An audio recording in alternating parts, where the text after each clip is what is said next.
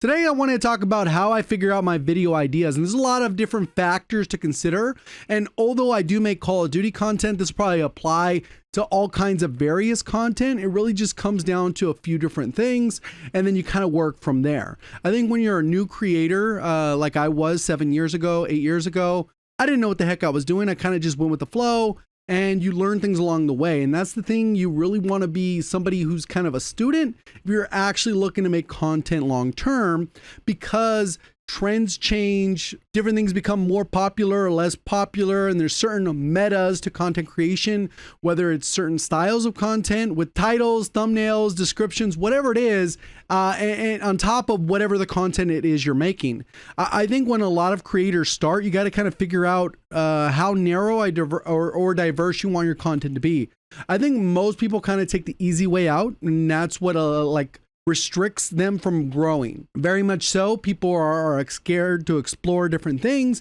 When you're first starting out, you do want to explore as many avenues as you can, so you kind of learn what works and what doesn't work for you. Because as you go throughout content creation, sometimes some things will just click for you and maybe not for somebody else, and vice versa, just because each of us are unique to our own person. The great part about content when it comes to Call of Duty is it's very cyclical. It just goes in a kind of a pattern. We know we get an annual release every year, even if you're making Warzone content.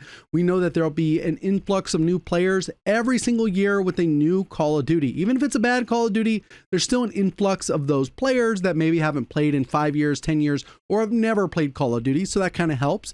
There's also all kinds of updates. You usually get seasonal update, mid-season updates, and then we get random patches, blogs, and all those things that you can make content on. With all that being said, you kind of got to figure out what niche you want to start in. And generally, if you're watching this video, you watch some kind of content before that inspires you about content creation. Whether it's like myself watching maybe Exclusive Ace to see kind of how he did it, or way back in the day, I watched Skill Up for The Division. It was kind of one of those styles where I was like, ooh, this is educational, informative. And then I decided to kind of jump into content creation with some of the similarities, and maybe pulled in all these ideas that I've seen other creators do, but I was able to do them my own way. And that's the key. You still want to keep things to your style.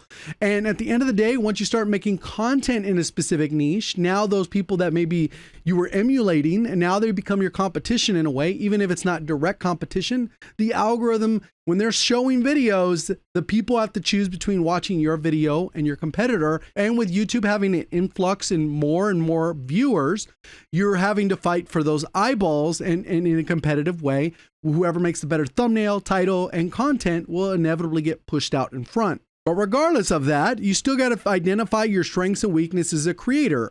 I know that I'm not the best entertainer. I know there's a lot of people that I would consider better entertainers, like a Jev, a Sally is a Dog. If you guys watch those guys, I'm pretty sure you guys do.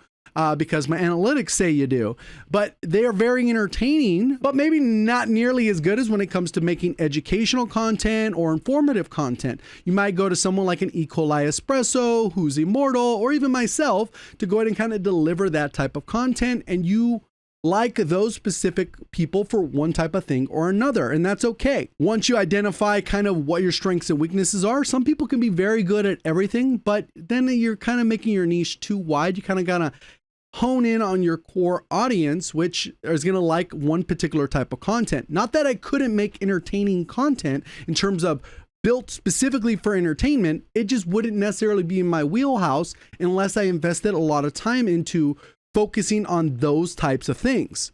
So I kind of lean in what I'm more comfortable with, which is my analytical side, and that's why I've done education and informational.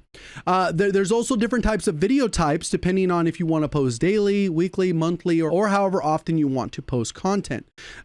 Some short term would be like patch notes. Super fast turnaround, I read patch notes, I get it out there. Some loadout videos. Kind of already have a backlog of what these loadouts are supposed to look like.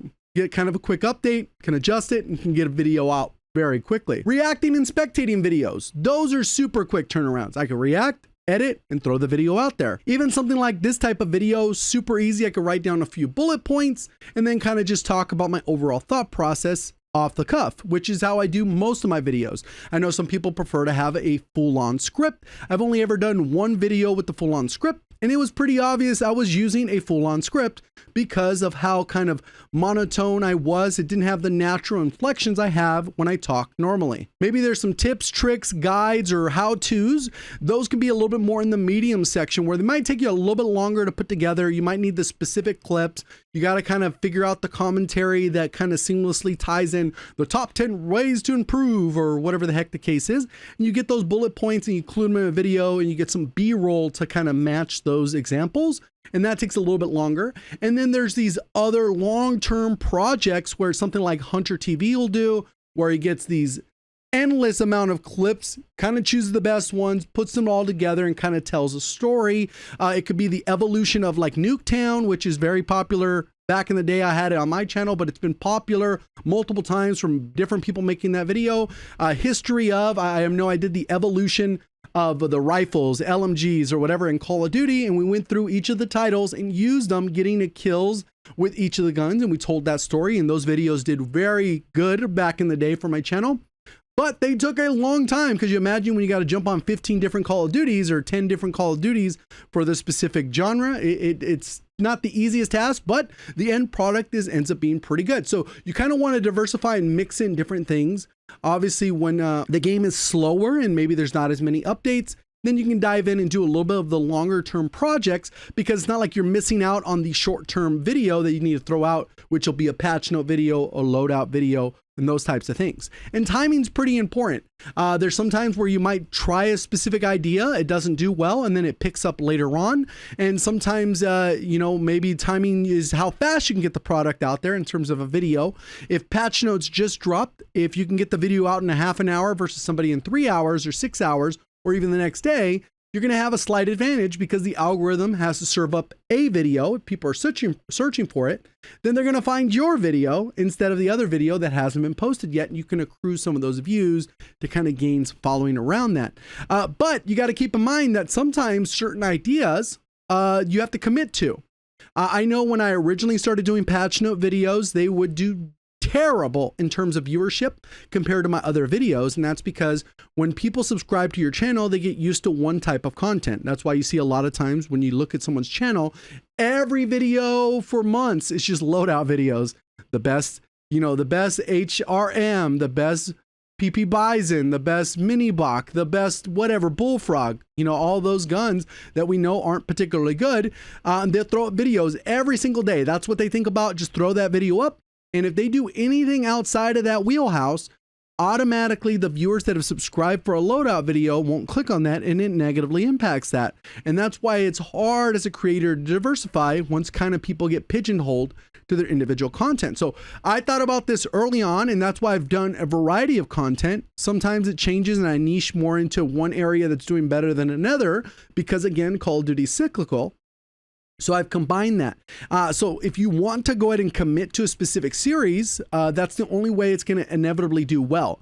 When I started spectating randoms back in, BO4 or something like that, with the theater mode, it didn't do particularly well, but it's something I kind of stuck with. I spectated random top players. I would get their gameplay and then I would react to it. And I did this very early on. It didn't get particularly good views, but I stuck with it. And eventually it kind of gained an audience, a group of people that would watch specifically for those videos. And that's even how it is today, where if I go too long without posting and spectating randoms, people are like, oh, I missed when you posted spectating randoms. When are you going to post spectating randoms? I post one of those videos and they go, dang, it's been a while since you posted one of these. I missed these or whatever the case is. And it's because I've built an audience that wants to watch that individual spectating randoms. But obviously things get saturated when things do well. And that's the other part you got to deal with as a creator, because once mine went from not getting views to all of a sudden they were getting insane views, everyone started to kind of replicate this. I know I had discussions with Swag. Hey, you should get on this spectating random stuff because it's doing really well. He started it, it started doing well, and that bled over all the way to Tim the Tapman doing it. Jeff does it. I don't know if he did it because of mine or whoever, but obviously it caught on and people started doing it. Even Sally as a dog started a huge trend with spectating Rebirth Island for 3 matches, and that worked out pretty well. And it's kind of one of those things that now you got like 30 or 40 people doing it. The views kind of dip off a little bit, and then the interest in the game dies out a little bit because everyone's waiting for Black Ops 6. And these are things as a creator, you got to kind of acknowledge like, okay, did I make a good video? Was the title the problem, the thumbnail the problem?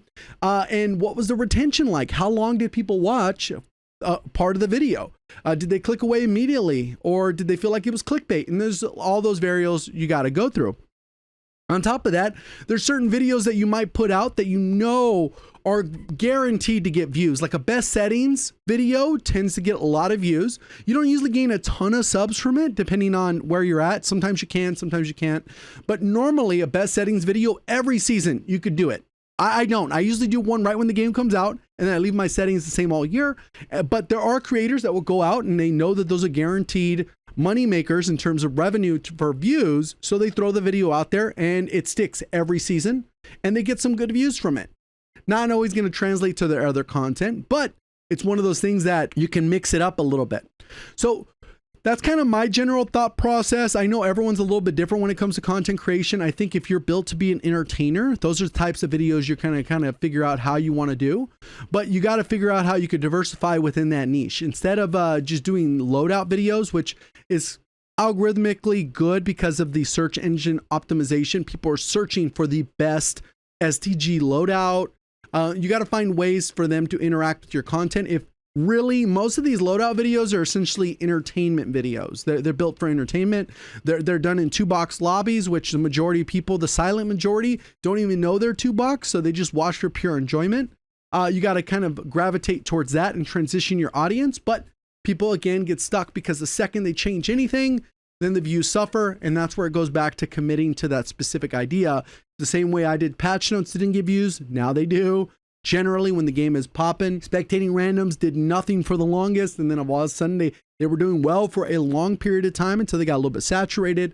How-tos generally do good when the game first comes out, and I enjoy those types of videos. It's kind of one of those things. And there's something to be said about content that can be made very good or the best possible video for that specific topic. We've seen this with Dream Strike, I believe his name is.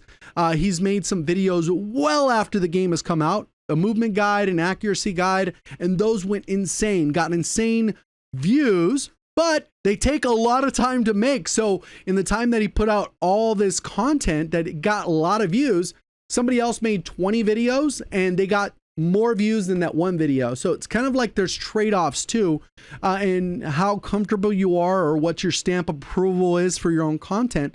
I know that I've talked to creators like Dismo where they feel like they overthink their content a little bit, and that reduces the amount of output of content. So there's all these different things that are going on essentially behind the scenes when you think of videos. And some people just put out the same video every single day. Especially when you look in the zombies category, the people post daily how to get the glitch tombstone glitch. It's like, bro, you've posted this 300 times. What are we doing? So it's kind of one of those, that's what works for them. They don't want to branch out for them. They still get a lot of views. It is what it is at the end of the day. They're happy with their content. Who am I to judge? And I don't judge off of that. It's just, I find it funny that it'll continue to get views every single day. And you got to kind of figure out what you want to do. But that's just my general thought process I go through. When a new game comes out, I make a list of about 50 items. I look back at old videos, previous years, see what did good ratio wise, view to sub ratio. I look at a lot of analytics and then I build my videos based off of that. So that's kind of how I have fun with it. I enjoy content creation and I like the process of kind of thinking through it and seeing what you can do to get better and just give you a little bit of insight. Hopefully you guys enjoyed my thought process. Appreciate the support. Thank you for watching as always. Have a great day.